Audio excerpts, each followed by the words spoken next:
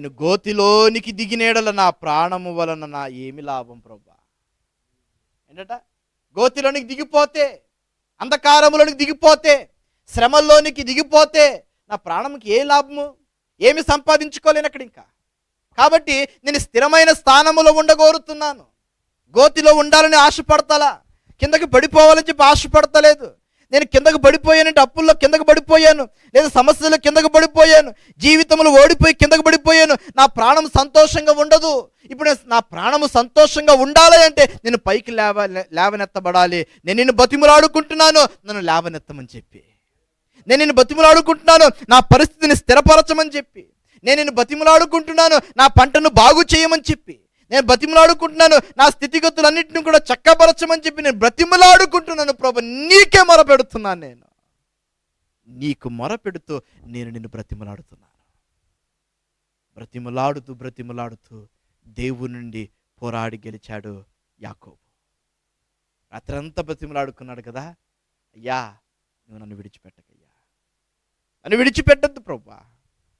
యాకోబు విడిచిపెట్టు, పగలు కాబోస్తుంది, సమాజ మందిరంలోనికి అందరూ వస్తారు, విడిచిపెట్టు నన్ను. అయ్యా బతిమలాడుకుంటున్నాడు, నీవు నన్ను దీవించేంత వరకు నేను విడిచిపెట్టను. విడిచిపెట్టి యాకోబు, నువ్వు నన్ను దీవించు, విడిచిపెడతా. నువ్వు నన్ను దీవించేంత వరకు బతిమలాడుకున్నాడు యాకోబు, గెలిచాడు. మనము బతిమలాడుకుందాం. గెలుస్తామా గెలవలేమా? ఎప్పుడండి? బ్రతిమలాడుకునేటప్పుడు. మనం చేసే ప్రార్థన ఎలాగుండాలి? మొట్టమొదటిగా ఆధారము చేసుకొని దేవుని మీద ఆధారపడి మనం ప్రార్థన చేయాలి. రెండవది, ఆయన మార్గముల యందు స్థిరపరచబడి మనం ప్రార్థన చేసి గెలవాలి. మూడవది, మనము దేవుని యందు బ్రతిమలాడుకొనుచు మనం ప్రార్థనలో గెలవగలిగిన వారముగా ఉండాలి. మరి ఒక మాట చూపిస్తాను, చదవండి. కీర్తన గ్రంథం 34వ కీర్తన 6వ వచనం.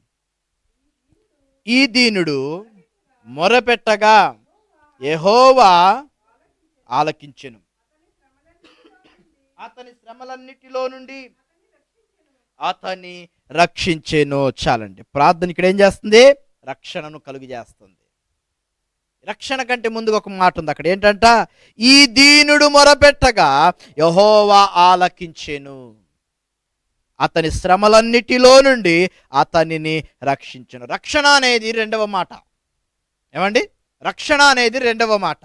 ఇక్కడ ఎవరు చెప్తున్నారు ఈ మాటలను? ఎవరు పలుకుతున్నారు? దావీదు గారే కదా. ఏమండి? మొదటి 3 మాటలు పలికింది దావీదు గారే. మొదటి మాట పలికింది యెహోవా. ఎవరితో పలికాడు? ఇర్మియాతో పలికాడు, మొరపెట్టుము.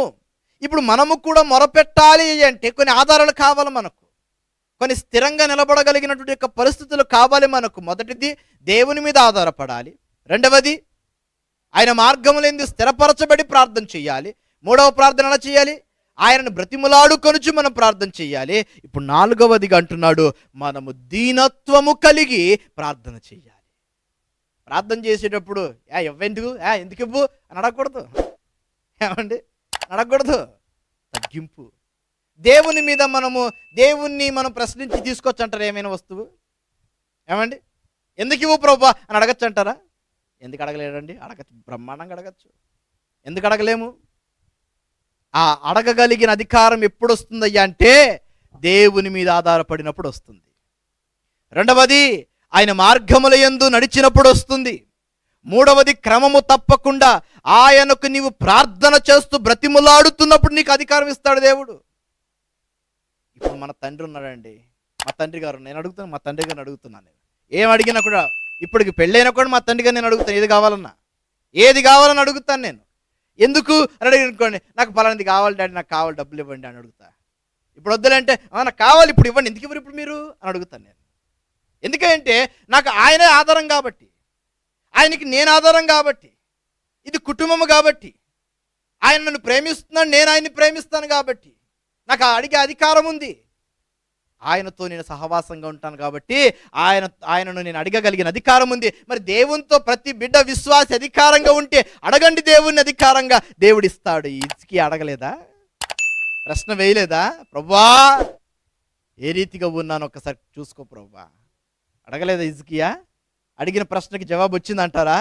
ఎందుకయ్యంటే హిజ్కియా అడగడం ఎందుకు అడిగాడయ్యంటే తన జీవితము ప్రభువు పట్ల ఏ రీతిగా ఉందో తను ఎరిగి ఉన్నాడు కాబట్టి దేవునికి మరలా ప్రార్థన చేయగలిగాడు, అడగగలిగాడు. ఈనాడు మనము కూడా ఆ రీతిగా అడగాలి. అడిగితే దేవుడు ఖచ్చితంగా మనకిస్తాడు. హల్లెలూయా. అడిగితే దేవుడు ఖచ్చితంగా మనకిస్తాడు. అందుకని వాక్యం సెలవిస్తుంది, ఈ దీనుడు మొరపెట్టగా యెహోవా ఆలకించెను. మనం తగ్గించుకోవాలి, తగ్గింపు కలిగి మనము దేవుణ్ణి అడగాలి. ప్రభువా నాకు ప్రభువా నాకు అవసరమయ్యింది, మా బిడ్డల జీవితాలు అవసరమయ్యింది, పొలములు అవసరమయ్యింది, దేశానికి నీరు అవసరమయ్యింది, దేశానికి నీ రక్షణ అవసరమయ్యింది, దేశానికి నీ కాపుదల అవసరమయ్యింది. ప్రభువా నీ కాపుదలను అనుగ్రహించు. ప్రభువా అనేకులు సంతానము లేకుండా ఉన్నారు, వారికి సంతాన భాగ్యం అనుగ్రహించు.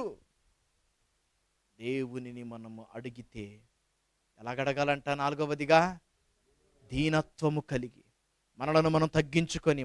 మనకి ఎంతైనా ఉండొచ్చండి. చాలామంది అంటారు, మేము పాస్టర్స్ కాన్ఫరెన్స్కి వెళ్ళినప్పుడు కొంత విచిత్రమైన మనుషులు వస్తుంటారు, సేవకులే విచిత్రమైన వాళ్ళు వస్తుంటారు. ఎలాగంట, మీరు మా గ్రూపేనా అంటారు. గ్రూప్ అంటే మాది బ్యాప్టిస్టు, మాది పెంతెకోస్తు. మీరు పెంతెకోస్తలేనా? కాదండి. మీరు మరి మీ పెంతెకోస్తలకు ఆ పక్కుంది వెళ్ళండి. ఏ పక్కంట? ఆ పక్కుంది వెళ్ళండి. మేము ఇక్కడ అంతా కూడా ఒకే గ్రూప్, బ్యాప్టిస్ట్ వాళ్ళమే. ఈ పక్కంతా ఒకే గ్రూపు, మెథడిస్టే. అంటే చూడండి, చెప్పేదంతా బైబిల్ ఒకటే, అందరూ కూడా దీంట్లోనే మాటలు చెప్పేది.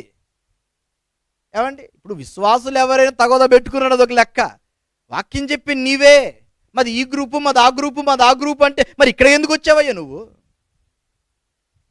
మరి బ్యాప్టిస్ట్ వారి యొక్క ఆలయానికి ఎందుకు వచ్చావు నువ్వు? మరి అందరికీ ప్రభువు దేవుడు, అందరికీ ఒక్కడే ప్రభువు దేవుడు. ఈనాడు నీ జీవితంలో ఎప్పుడైతే ఆ తారతమ్యములు తీసివేస్తావో అప్పుడే బాగుపడతావు. ఆ తారతమ్యములు తీయకుండా ఉన్నంత వరకు అదే నీ జీవితం, ఇంకా అలాగే ఉండిపోతాం. తారతమ్యములు తీసివేస్తే నువ్వు బాగుపడతావు. అందుకని కొన్ని సంఘాల్లో కుర్చీలు వేయరనమాట, కుర్చీలు వేయరు. ఎందుకు? వేస్తే ఏమవుతుందండి పాస్టర్ గారు? ఏమండి వేస్తే ఏమవుతుంది? నువ్వేంట్రా మా కూలి పని చేసుకునేవాడు, నువ్వు నా పక్క నువ్వు కూర్చున్నావండి, ఎందుకు అంటారు, ఎందుకెళ్ళు అంటారు. ఏమండి అటువంటి వాళ్ళు లేరంటారు లోకంలో, చాలామంది ఉన్నారు. అందుకని అందరికీ సమానంగా కింద ఏం చేస్తారు? కిందే చాపలేసి కూర్చోబెడతారు. అలాగని తప్పుగా అనుకోకండి, కొంతమంది బలహీనులు ఉంటారు, వారి కొరకు వారు ప్రత్యేకంగా కూర్చోవచ్చు, ఇబ్బంది లేదు. అయితే ఏ సంఘములోనైతే, ఏ విశ్వాసులోనైతే, ఏ సేవకులలోనైతే ఈ యొక్క తారతమ్యం అనేది బయటికి వెళ్ళిపోతుందో ఆ సంఘం బలపడుతుంది. ఉండేది 10 మందే కావచ్చు, ఉండేది 5 మందే ఉండొచ్చు ఆ సంఘములో.